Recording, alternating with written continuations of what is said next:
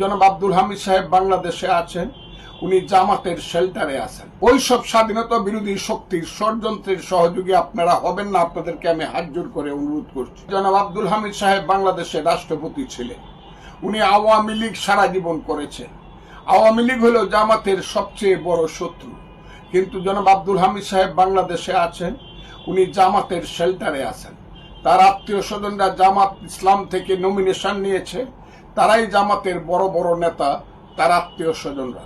কাজে তারা নির্ভয়ে জামাতের শেল্টারে বেঁচে আছে, এবং সেই শেল্টারে থেকে জনাব আব্দুল হামিদ সাহেবের ছোট ভাই সহ তাদের কয়েকজন লোক অবিরত ভাটি এলাকাতে আমার বিরুদ্ধে, বিএনপির বিরুদ্ধে এবং 5ই আগস্টের আন্দোলনকারী শক্তির বিরুদ্ধে তারা ষড়যন্ত্র করে যাচ্ছেন।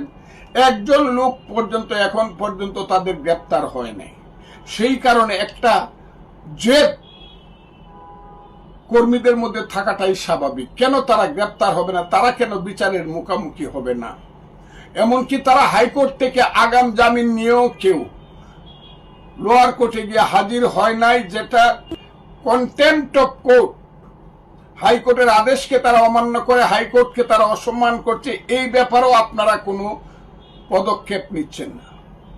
আমি আহ্বান করব, তাদের সঙ্গে একটা গভীর সম্পর্ক আছে জামাতে ইসলামের, স্বাধীনতা বিরোধী শক্তির, যেহেতু তারা তাদের আশ্রয়ে বেঁচে আছে, এবং সেই কারণে হয়তোবা কিছু ঘটনা ঘটতে পারে।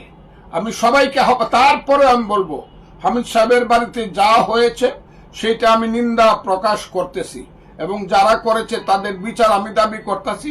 প্রশাসন সেই ব্যাপারটি আপনারা সঠিকভাবে, নিরপেক্ষভাবে সেই পথে আপনারা আগাবেন।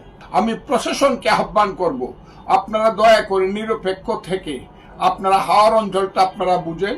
130টা সেন্টার আছে, 30টা ভোট কেন্দ্র আছে। সবাই মনে করে 130টা ভোট কেন্দ্রেই ধানের শীষ পাশ করবে, বিএনপি পাশ করবে, ফজলুর রহমান পাশ করবে।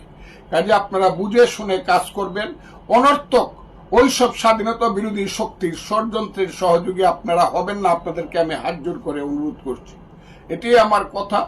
নেতা কর্মীরা ভালোভাবে কাজ করেন, আমি আপনাদের প্রতি আহ্বান জানাচ্ছি।